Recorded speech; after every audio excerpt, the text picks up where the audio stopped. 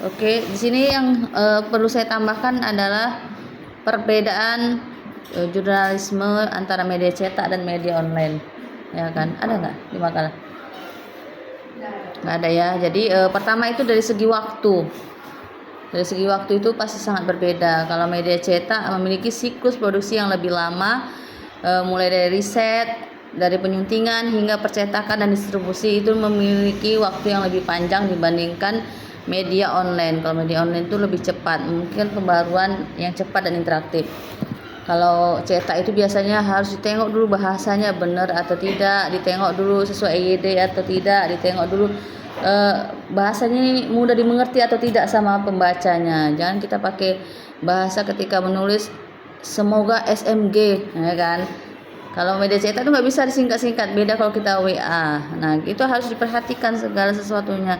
Jadi sehingga memakan waktu lebih lama. Kalau kita ngetik WA mungkin bisa cepat, semua disingkat. Beda hal kalau kita membuat media cetak ini, membuat tulisan atau membuat berita, segala sesuatunya itu harus kita ketik semaksimal mungkin sehingga pembaca tertarik untuk membaca koran kita. Makanya sekarang koran-koran itu dibatasi, nggak bisa kita macam nulis novel satu buku satu apa, dia harus dibatasi berapa ratus huruf minimalnya, itu maksimalnya itu berapa kalimat yang harus ditulis sama seorang penulis. Lalu yang kedua dari segi format dan penyajian. Nah, dari segi format dan penyajian itu media cetak terbatas pada format tulisan dan gambar dengan ruang yang terbatas. Nah, seperti yang saya bilang tadi, biasanya kalau koran-koran ada kotak-kotaknya itu, koran bagian agama, ceramah, bagian berita, bagian lowongan pekerjaan. Nah, itu biasanya ada sub-sub halamannya, itu ada jumlah karakternya itu maksimalnya berapa. Jadi kita sebagai seorang penulis harus ikuti format yang ada di media cetak yang ingin kita masukkan. Lalu sedangkan format dan penyajian dari media online itu, media online lebih fleksibel dalam menyajikan berita termasuk teks dan gambar. Nah, kita bisa masukkan berapa gambar, berapa teks, terserah, bebas, asalkan kita sanggup menulis, tulis saja. Tapi kan masalahnya ada yang mau baca nggak kalau kita tulis panjang-panjang, ya kan? Nah, makanya sekarang orang lebih bagus singkat, padat, tepat. Yang penting FYP, ya kan, kalau online. Lalu dari yang poin ketiga, otoritas dan framing.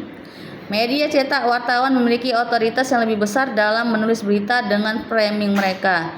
Sedangkan media online, reporter mungkin memiliki peran yang lebih kecil dalam framing berita karena banyak berita yang ditulis oleh redaktur dan dicek oleh redaktur pelaksana. Nah, jadi bagaimana kita mengemasnya?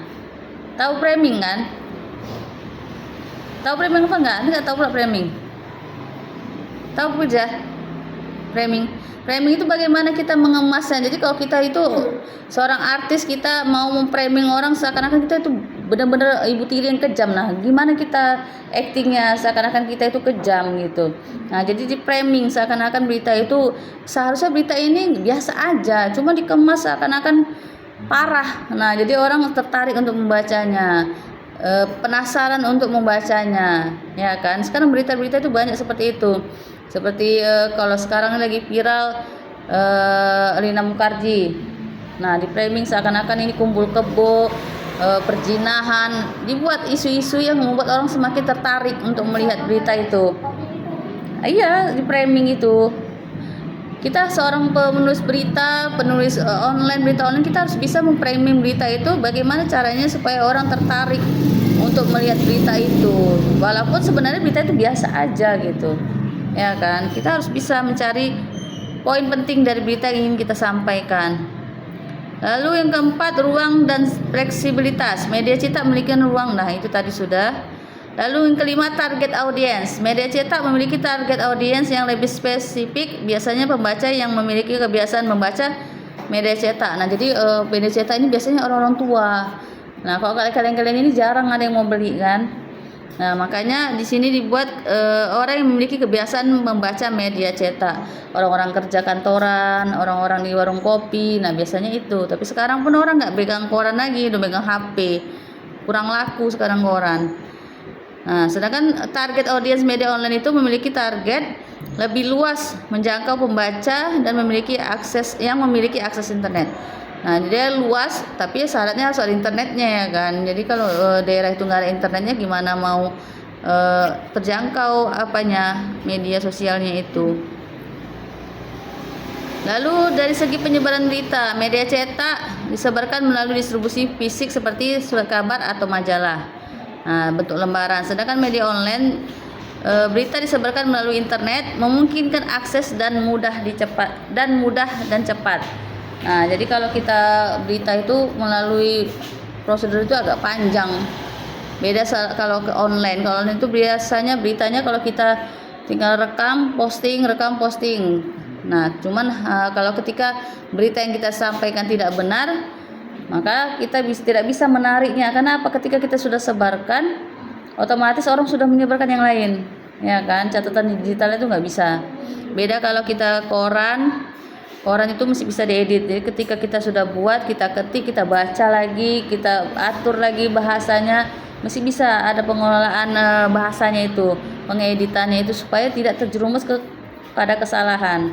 Beda kalau kita online kan, kita online itu kita biasanya tinggal posting aja, kita nggak mikir ini berdampak nggak sama kita, ya kan. Nah, jadi kalau kita cerita sejarah media sosial ini, pastinya kita minggu semalam udah saya bahas juga, semakin hari setiap tahunnya itu perkembangan itu semakin maju. Beda dari radio, dari surat kabar, dimulai surat kabar. Kalau dulu orang koran kantor pos menyurat, lalu lari ke radio, lalu ke televisi, dan sekarang ke handphone, lalu dari mesin ketik ke media laptop, dan sekarang tablet. Makin hari makin canggih, ya kan. Nah, otomatis yang lama-lama itu kalau tidak upgrade, otomatis semakin ketinggalan. Walaupun sampai sekarang radio masih banyak orang yang mengagumi, masih banyak yang memakai, karena mereka masih mengikuti dari perkembangan zaman sekarang. Radionya, siaran-siaran lagunya masih lagu-lagu yang disukai remaja, atau pembawa acaranya yang menghibur. Jadi ibu-ibu, bapak-bapak yang di rumah pun masih tertarik, ya kan.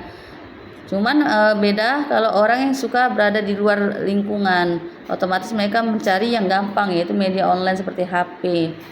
Nah, itu perbedaannya dari tahun ke tahun. Dari HP besar, HP kecil, dari layar biasa, layar sentuh. Nah, itu semakin hari pasti akan ada perkembangan yang membuat orang semakin lama meninggalkan yang lama, ya kan. Jadi kuncinya kita bagaimana kita memanfaatkan media sosial, memanfaatkan media cetak, ataupun memanfaatkan apapun yang terbaru yang ada di masa kalian, di era kalian sekarang ini. Manfaatkan semaksimal mungkin, jangan sampai salah langkah. Karena kalau dulu mulutmu harimaumu, kalau sekarang ketikanmu harimaumu, ya kan. Salah ketik, maka ujung-ujungnya buih menanti, ya kan. Oke, itu aja tambahan dari makalahnya Nurul Fadilah. Ada yang ditanyakan, Firja?